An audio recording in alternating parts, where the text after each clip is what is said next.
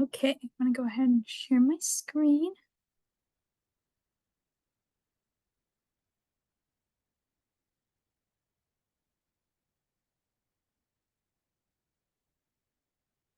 Can everybody see my screen? Yes. Okay, so first things first, let's get started with some updates. So the annual Women's Health Research Day is coming up, and I'm gonna send the link in the chat for everybody if you are interested in applying. And it will be on April 16th, 2024, which is a Tuesday. Okay, and so next, the manuscripts. Here are the manuscripts we have in review. So AB has 3 first author manuscripts in review, Gus has 1, and then Taylor just submitted her first author manuscript. And here are our recently accepted manuscripts. So Shivanya had 1 accepted, and Brenna had 1 accepted, and then Dr. Martin had 1 accepted. And here is our social media. We have a Twitter page. If you're interested in following us and seeing our updates. And we also have a YouTube channel. So if you ever miss a lab meeting or you just want to learn more about the lab, feel free to check us out.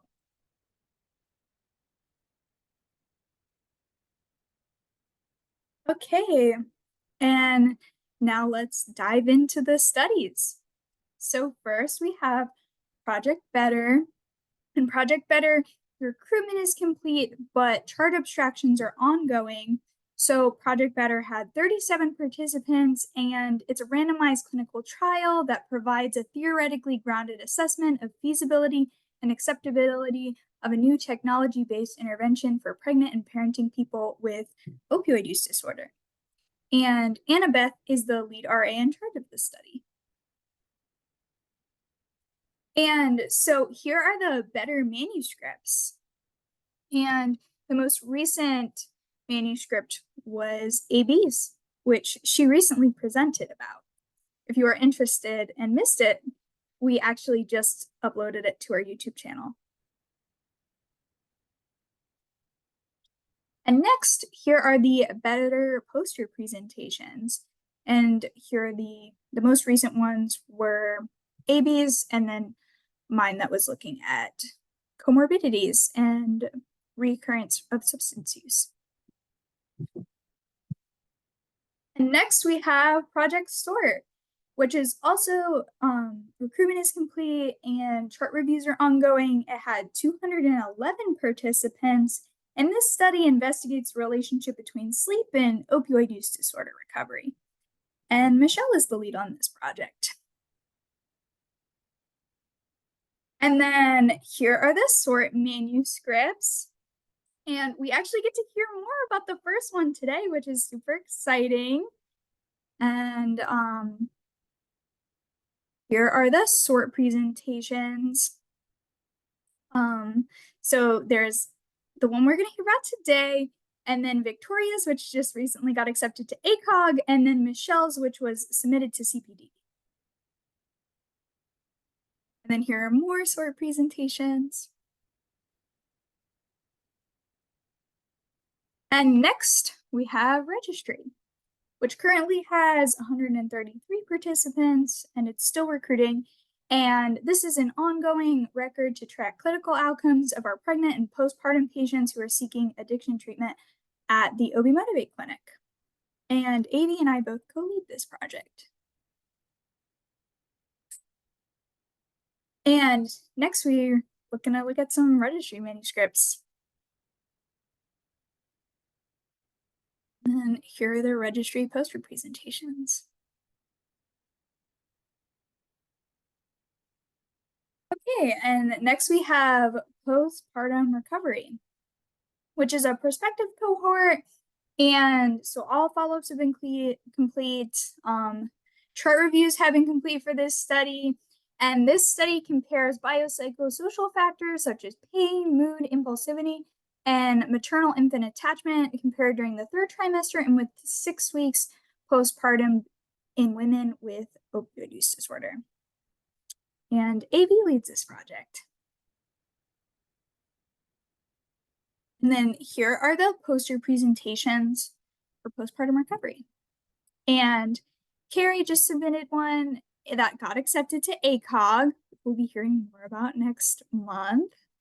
And Victoria's.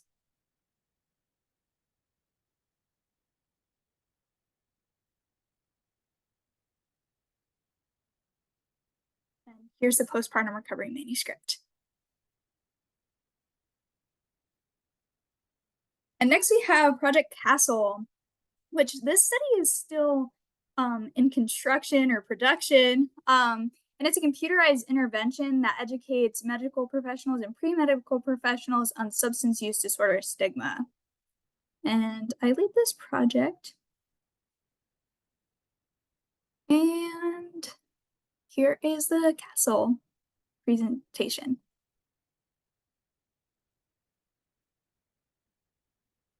Okay, and then next, this is a completed study, but this is the perinatal BUP database, which describes trends in buprenorphine dosing during pregnancy and postpartum, and Bouchon led this study.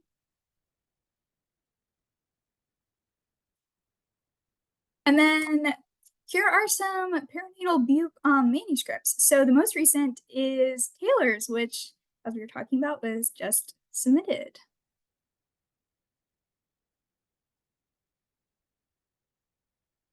And then for the perinatal BUP poster presentations, we have Taylor and Ellen's that were recently submitted to SASCOG.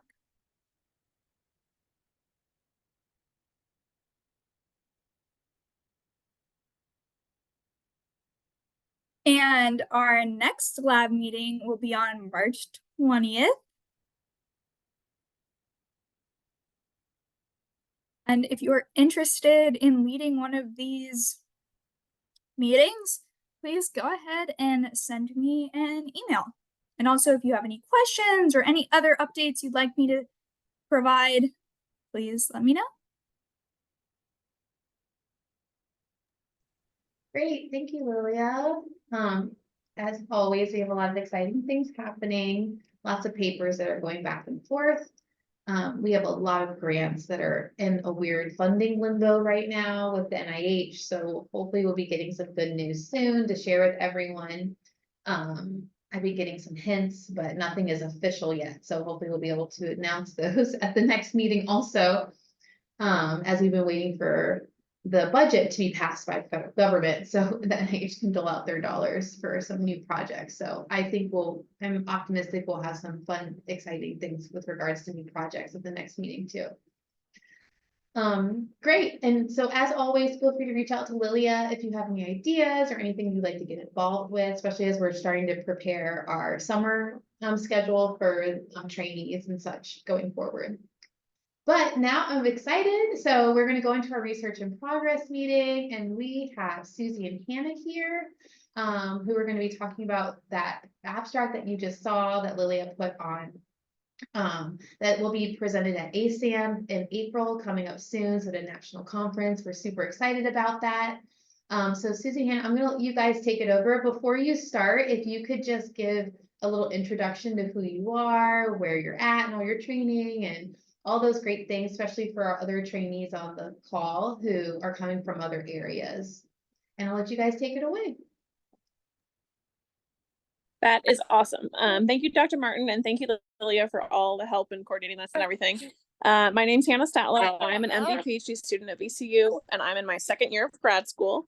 I'm in Dr. Nye's lab, as is Susie, which, sorry, Susie, I didn't mean to just steal your thunder a little bit.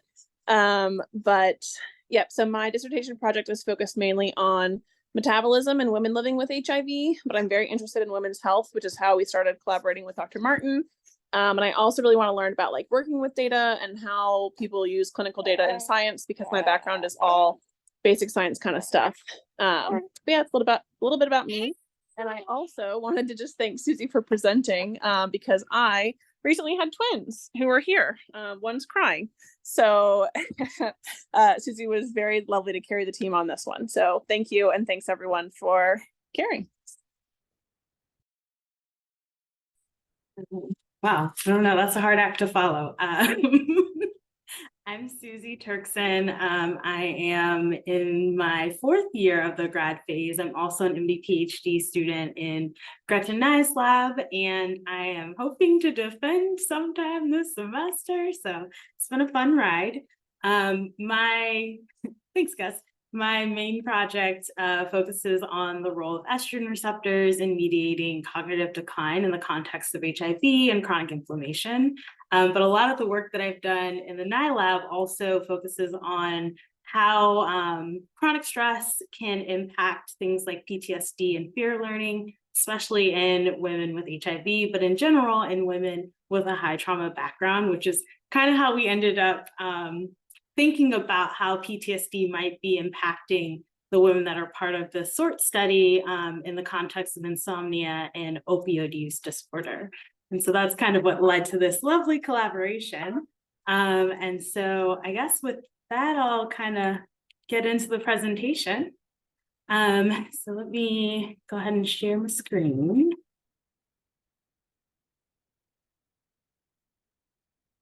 Like I said this so many times, I did lab meeting for our group this morning, and I feel like I was also like, okay, let me share my screen. All right.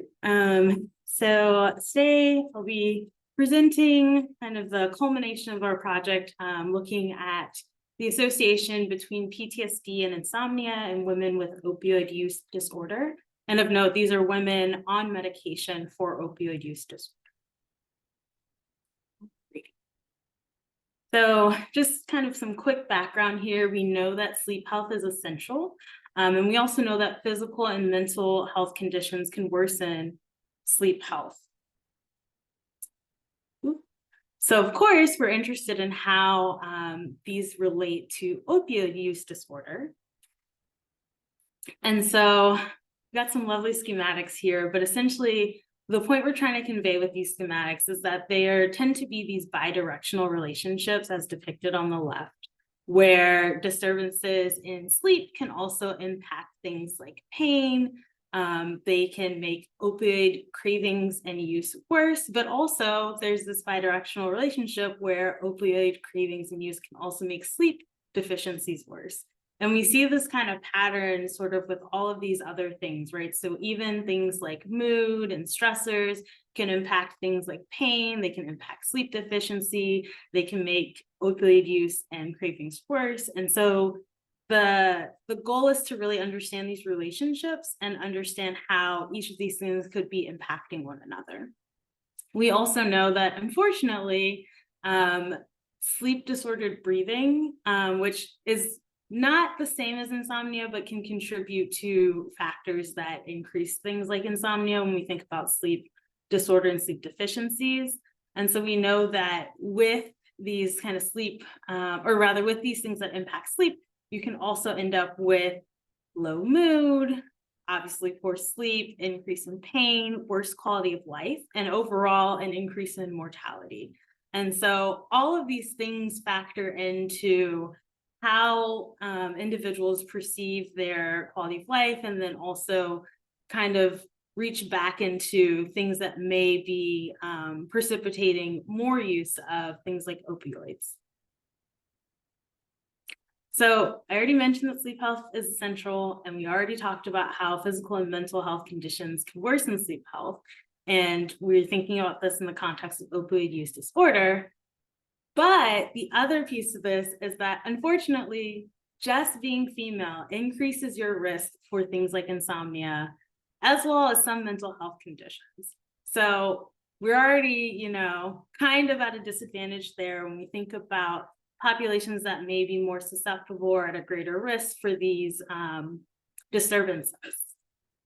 So then adding on top of that, when we think about the context of post-traumatic stress disorder, we know that PTSD can also precipitate differences and rather disturbances in sleep patterns and can make opioid use disorder worse in terms of sleep hygiene and increasing cravings and opioid use.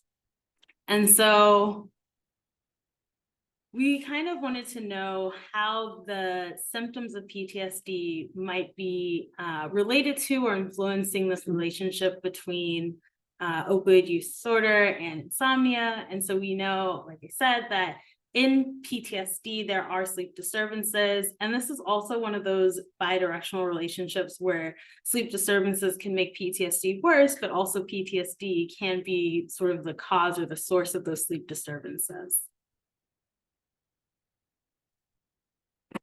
And so again, just, little reminder of all the things that we've covered so far.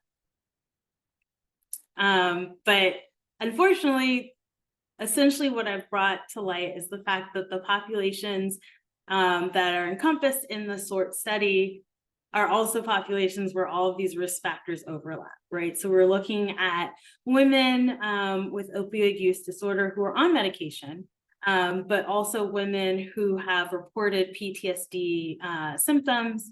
And so we want to know how the intersection between PTSD symptoms, opioid use disorder, and insomnia are creating this relationship. So the goals of the study were to, one, report the relevant insomnia symptoms among the sample of women receiving buprenorphine for opioid use disorder. And we wanted to break this out by PTSD symptomatology. And then the second aim or goal of this project was to identify if PTSD symptomatology is associated with insomnia severity among a sample of women receiving buprenorphine for opioid use disorder. So essentially our hypothesis here was that PTSD symptomatology would be associated with worse sleep outcomes in women with opioid use disorder in comparison to women without PTSD symptomatology. And so the study design and participants, as mentioned, this was a secondary analysis of the cohort included in the SORT project. And so there was a total of 79 women with opioid use disorder, and they were all on medication for opioid use disorder, and that medication was buprenorphine. Again, this is an all-female cohort. And so this is a cross-sectional study of the survey and interview data that was collected as part of the SORT study. In terms of the measures that were used for this project, we looked at the self-reported demographic information, the Insomnia Severity Index, or the ISI, and then the PTSD checklist for DSM-5. And so here's kind of a snapshot of what those demographic data that were collected look like. And so this is a questionnaire that was given to participants. Then this is an image of the Insomnia Severity Index that rates insomnia through 7 questions that are then scored. And then this is a snapshot of the PCL-5 that assesses PTSD symptoms and the presence of these PTSD symptoms in an individual. Of note, there are different versions of the PCL-5, but the version used assessed the presence of these symptoms in the last month. We have seen other versions where it assesses things like in the last week. So I think it depends on how the survey itself is administered. So then for data analysis, of course, we did descriptive statistics to learn just about the population itself. And then a multiple regression analysis was done, including factors for PTSD symptomatology. And again, that was taken from the PCL-5. Age, social support. Social support was determined with a question that assessed how often individuals get together with friends or relatives, and that was a scaled answer.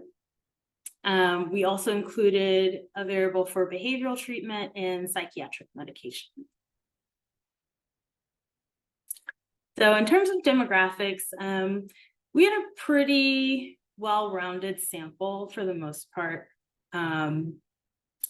There were no significant differences in the items that are listed on this screen. We will get into some of the areas where participants did differ.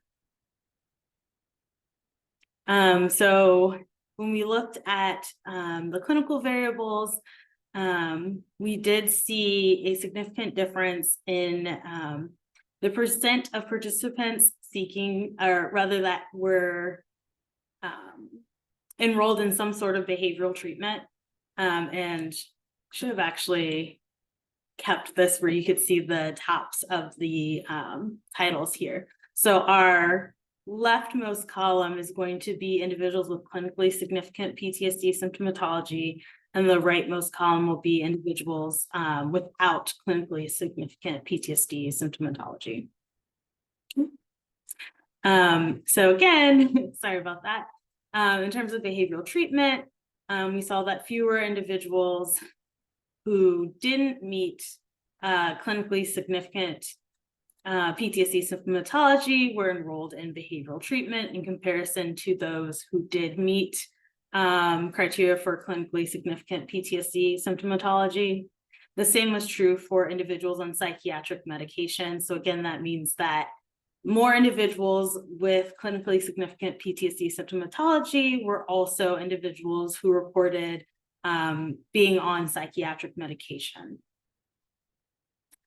And then we didn't see differences in terms of exposure to traumatic events.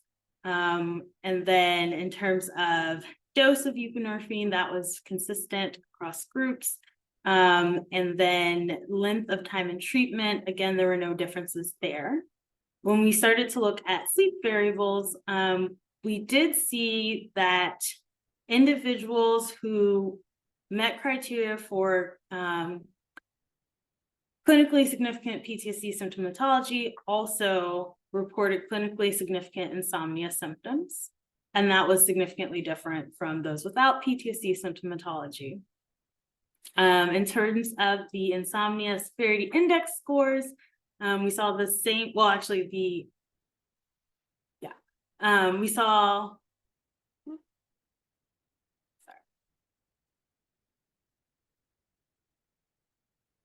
back to this one, sorry, I think I tripped myself up there. There was a difference though between groups for the total insomnia severity index score. And then there was also a difference for the percent of individuals who reported difficulty falling asleep, where individuals with clinically significant PTSD symptomatology reported greater difficulty falling asleep. And then the same was true for difficulty staying asleep and problems waking up too early. So essentially for our sleep variables, what we saw was that individuals who reported greater PTSD, or rather clinically significant PTSD symptomatology, also reported greater insomnia-related symptoms as well. So then for the regression analysis, we looked at insomnia total score in relation to our key variables. So the PTSD symptomatology reported by the PCL5, age, social support, behavioral treatment, and psychiatric medication. And here we found that PTSD symptomatology was significantly associated with insomnia severity index score. And so essentially what this says is that there is a significant impact of PTSD on sleep. However, we know that these relationships are bidirectional. So I guess the main takeaway here is that there should be increased consideration of mental health disorders in patients when addressing sleep issues, as both of these can contribute to medication adherence, but also in terms of being able to improve quality of life and treatment options for patients. We acknowledge that this is an all-female sample, and so future work ideally would be able to expand analyses into a sample size that would also include males to further explore the impact of sex differences on these outcomes. We also would like to expand analysis into patients who experience less PTSD symptoms over time to assess the impact on sleep changes. So the idea is that if individuals over time are reporting fewer PTSD symptoms, the question is whether or not sleep is also improving in these individuals or whether or not insomnia is improving. And that could be a result of duration of treatment, especially in the context of individuals on medication for opioid use disorder. And because this is a cross-sectional study for the work that we presented here, it would be beneficial maybe to have a longitudinal study that would allow for more data to be collected in order to understand the differences between PTSD versus insomnia symptom onset in terms of which outcome, or rather which variable is impacting sleep more in these individuals with opioid use disorder. Everything. So we did write up a manuscript with the help of Michelle and Dr. Martin, and that has also been submitted or planned to be submitted to the Archives of Women's Health. I think that has been submitted. And then of course the poster for ASAM, which is coming up in April. And with that, I think that is everything. Thank you, Susie and Hannah. That was great. It was, I know we just submitted that paper, so I just read it, but it was nice to be able to just have a fresh look at the results again. Great job using that sort data to kind of just delve in some more on what's going on with our patients in the Motivate Clinic. So I'll open it up if anyone has any comments or questions or anything else, especially just remember, we did just submit the manuscript, but it's going to come back. So we'll have some revisions, and then we have the poster presentation coming up. So we're still in that research and progress stage. So if you have feedback, we can still incorporate it into the next steps of the study. So yeah, if anyone has any feedback, please speak up and let Susie know.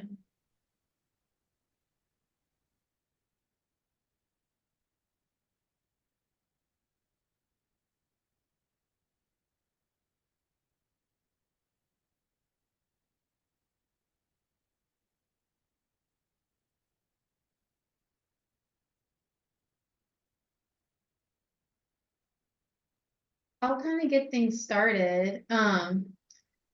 Is what I didn't really think about before, even though I've read the paper so many times, was I just thought about, so I was appreciative of you presenting, was the length of time that the patients have been on buprenorphine in the sample that we recruited from Motivate.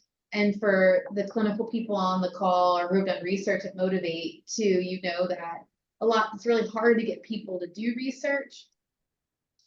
Period. I'm at an outpatient clinic because a lot of times people just want to be in and out and they have a lot of competing things. So we tend to get patients that are generally more stable. Sometimes it depends on the sample, men and women, and for example, different a little bit on that. But the length of time on buprenorphine for these patients was what, 50 something months. And I had to do the math in my head. That's a long time. It's like 4 years or so. And that didn't differ at all. Like the standard, it's almost exactly the same amount of time with the same standard deviation between the two PTSD groups. But so I was just thinking, gosh, if you had any thoughts on maybe on the clinical side of, gosh, these patients have been in an integrated care clinic for just as long, a very long time, but there is these substantial differences in the PTSD,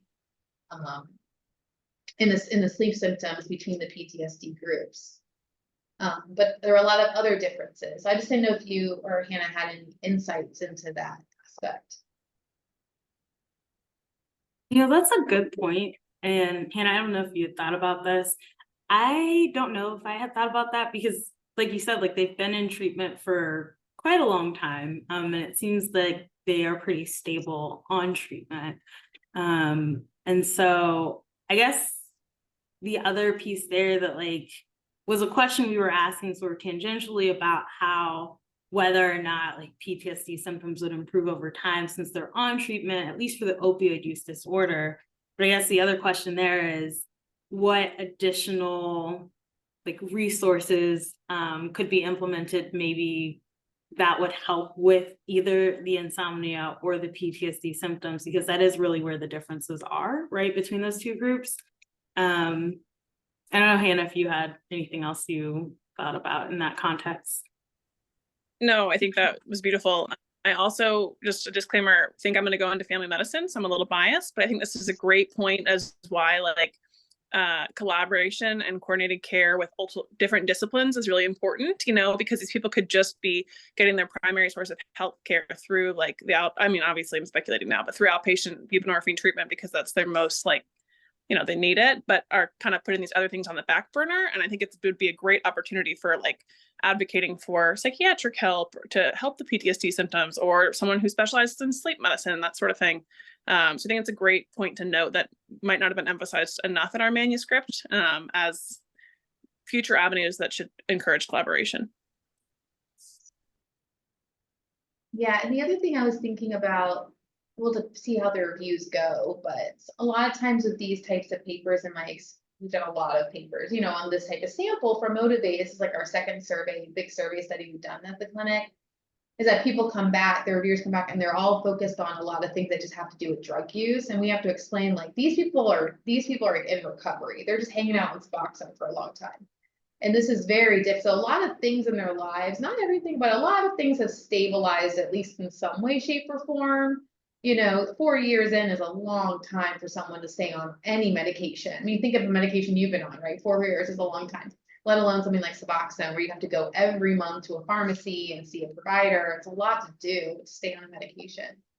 So it just made me think, you know, and the prevalence of people on medications or behavioral treatments for psychiatric reasons is really high too. So it's not like people aren't getting things. So and of course, but a lot of our things are very substance use related. So I do think it is definitely what you said, Hannah. But it makes me think too, gosh, there's like something else. People are coming into treatment with something else going on in their like neuro, you know, psychosocial phenotype that is just really pervasive and is still there 4 years later, despite 87% being on a psychiatric medication and 59% getting therapy. Oh, that's a great point. I also think along those same lines, one thing we noticed that was interesting is that there are similar rates between the two groups of exposure to a significant trauma. And typically we think of like exposure of a significant trauma as predisposing to PTSD, but clearly in this case, like it doesn't always happen for people, which I think supports what you're saying about some like biological difference going on as well. That's a great point. Yes, that's a good point, because that is almost exactly the same too between the two groups. Yeah, I was gonna ask about that as well, because I guess I was kind of surprised by that. In like the literature that you guys have seen, is that pretty typical where there's similar exposure to traumatic events between people with PTSD and without? Or do you think that's kind of like an artifact of the population that we're sampling from? So actually it is pretty common. I wouldn't say like exposures tend to be equal, but a lot of individuals who don't meet criteria for a clinical PTSD diagnosis have still had significant traumatic exposures. And I think part of it depends on what questionnaires are being used for assessing trauma exposures. So, I mean, there's tons of different ones, right? Like there's, I think, the traumatic events inventory, there's the childhood trauma questionnaire, there's the ACEs questionnaire, and they all kind of get at different things. And some are a little more in depth than others. So that's the other part about how we're categorizing those traumas and how we're evaluating the traumas. And again, for the most part, I mean, pretty much everything is retrospective. So there's always some pushback about fallibility of memory and how well people are able to recall certain traumas. So, and this is actually a question that came up in our lab meeting this morning about how it's possible that some of the individuals who aren't reporting trauma may have been over traumatized to the point that they've blocked out those traumas. And so there's also that question of like, how reliable are individuals in recalling certain traumatic events when you have populations that are skewed where individuals either are recalling an extreme amount of trauma, but all of the other data don't really support what's historically been seen in highly traumatized groups, or when you have individuals who aren't reporting traumas, but their data match or align better with individuals who've experienced the lower trauma. So it kind of varies, but it is pretty common to have individuals who don't meet criteria for PTSD that also have high trauma exposures. Interesting. Yeah, I'm working with a trauma questionnaire right now and going through kind of those same issues of like, how do we operationalize these measures that we have, and like, what is actually significant? What can we actually extract from this? But yeah, so thanks.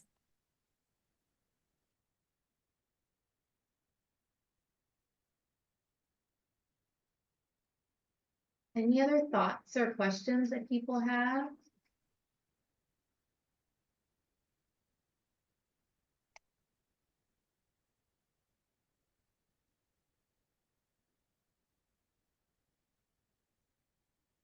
I just wanted to pick your brain, Susie, just on that note, just because Madison and I were actually just talking about this today, for a different project about, you know, this trauma linkage. And I know that's not what we looked at in this paper, but let's say that their reviewers come back and they're like, what's going on here? You know, we have all these other variables that we captured in the sort data, as you know. And I don't want to put more variables in the paper, right? I want to keep it simple and clinically focused. However, just thinking about what other things in a magical world, what other things would we be considering if we're really trying to look at what we just talked about of this linkage between, we're looking at PTSD and insomnia. There's the same number of times you've been in the same length of time you've been in recovery, same number of trauma. You know, what else is going on to make these people 4 years in still have such significant things going on? Like, it's just been pervasive despite all the things that they've received that motivated over 4 years. So if I were to magically be able to look at other things, like, you know, mediating or moderating factors that might be surrounding, trying to just really identify this phenotype, right? From a biopsychosocial perspective, what other variables would you say, like, gosh, do you have that in your data set, Dr. Martin, for example? Like, would you be asking me to look for? Yeah, so that's a great question. I think some of the ones that kind of immediately come to mind would be looking at things like depression, anxiety. I know we have a variable that looks at like individuals who are on medication for psychiatric conditions. And so that may or may not encompass treatment for things like anxiety and depression. But those could also be impacting definitely sleep quality, but obviously also PTSD symptomology. I think I would probably also want to look at whether we have some like biological samples, maybe to look at inflammatory markers, or even just a questionnaire about like chronic pain, because these are also things that could impact sleep quality. And then I know that I know we have a variable to look at social support, but I wonder if there are maybe some more in-depth ways to look at social support. That is one of the things that's been kind of interesting, even with the cohort that I'm working with, where it seems like the individuals who have access to more social support tend to have slightly better outcomes. Obviously, it doesn't completely ameliorate what's going on, but it seems though those women are doing a little bit better in comparison to some of their cohort mates with less social support. And then I also, sorry, Susie, I thought you were done. Oh, Go ahead. You're fine, go ahead. I was just thinking of like things you could get at quickly just from asking like a patient population, because I think ideally you'd want to get, like you said, some biological samples to look at like a mechanistic level, but an easy one would be like family history of mental disorders or like mental health issues to see if there's some sort of like genetic comparison you could do. You know, if we see like, oh, the people that have a harder time with this also have extensive family members who also have a hard time with that. I think that speaks more to like a genetic etiology or predisposition. But that's like the easiest one I can think of off the cuff. Susie, was you were saying about social support, does the type of social support matter? If in your work? So it's unclear. So I know that for the cohort that I'm working with, there's women that are part of the MaxWise combined cohort study. And so they have these like support groups specifically designed for participants in that study, where they're able to meet up with other members in the community and kind of talk through things that they're going through, different challenges. And not everyone chooses to participate in those groups, but the individuals who are participating in those groups seem to have better outcomes. And that's ranging from like PTSD symptoms all the way to inflammatory outcomes. And so the question is whether or not it's actually a function of that social support, or if it's that these individuals are just more inclined to seek social support. And in addition to that, because they're more inclined to seek social support, maybe they're more inclined to take additional steps that are also helping them fare a little bit better.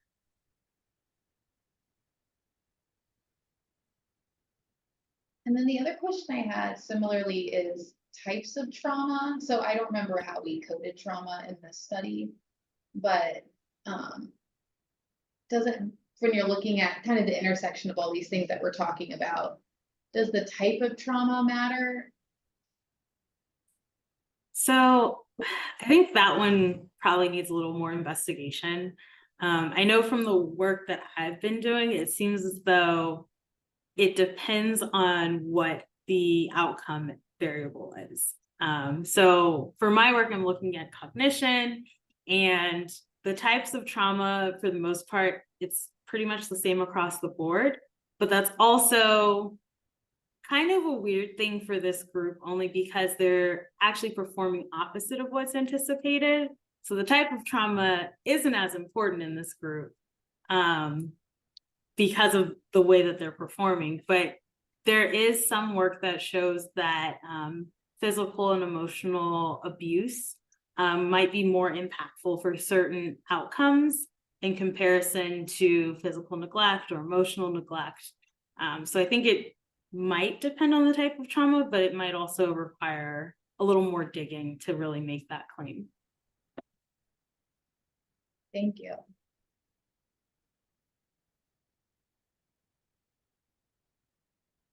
And then Gus asked a question about how maybe how entering and engaging in the substance use recovery process might be triggering itself to people who enter treatment with PTSD. Good question. Yeah, I was going to say good question too. I've never heard anything like that, but it doesn't mean it doesn't exist, and probably is not something explicitly measured. Yeah, I don't know any data on that clinically. I mean, Gus knows this because he's been at Motivate a lot, taking care of patients, but a lot of patients will not engage in like therapy or groups that we have for many reasons. But one of them is they don't want to, and they will say to me point blank, like, I don't like talking about this stuff because it triggers me. They will really say that word, or at least something similar to it. So I think so, but I don't know I don't know if that's been teased out, if it's re-triggering in the sense of when you're going to substance use specific things, or if it's things related to your trauma and mental health conditions, because it's also intertwined. That's a good point. That's interesting. And it would make sense for it to be specific to substance use recovery type programs. And I wonder, at least for like the PTSD side of things, if individuals might be more open to like cognitive behavioral therapy sort of things. But then I guess if it's still somewhat centered around substance use and substance use recovery, then maybe that is still a deterrent. But then I guess that also kind of gets at the concept of social support and different types of social support. So maybe it's more of a seeking social support from the community that you choose versus seeking social support from like a support group designed specifically for people who fit into a category. Yeah, that's a good point, because it does, when I'm talking to patients about therapy, they'll put it all in one box, but you're right, like CBT, you don't have to talk about all your stuff. You know, like CBT can be it can be a little bit cut and dry, right? You can do your 8 weeks, right, and work on your cognitive restructuring. And that is actually the recommended treatment for insomnia by far, by all the research, is CBT for insomnia. Straight up. It's by far better than anything else, really, even meds and all that. So, but it's hard to explain that to patients sometimes, the differences between different types of therapies, because it's all called therapy. But I like your point, because it kind of speaks to, gosh, maybe we need to think of a better way of talking to patients about their menu of behavioral health treatments, that they can actually really have an informed conversation to make decisions for their next steps. Right.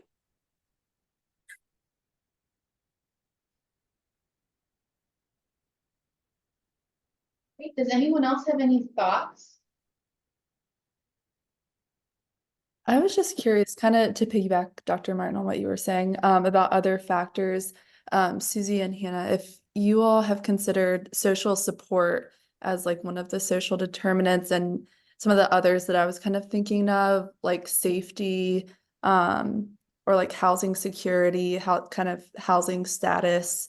I know one of our surveys is evaluating social determinants, so I was just curious if that was a consideration as something to look at too. That would have been a good one. We did not go that far. And you're right. I think I do remember seeing the social determinants of health questionnaire. So I know that that's part of the data that were collected.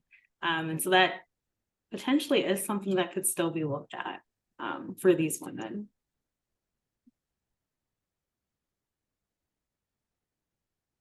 Yeah, we can definitely consider adding those in on the R&R, especially if the reviewer brings it up. And Brenna did that in her paper, which is a secondary analysis of the SWOT study too. So she already operationalized how to, and you did yours with the healthy people framework. Is that what you did, Brenna? Yeah. Right. Mm-hmm. Yeah. So she already figured out a way to kind of take just like 5 variables, I think, or a short number, and but represent like a good swath of social determinants using a predefined framework. So when we do the R&R, if we want to add that in, remind me and I can link you guys and do that.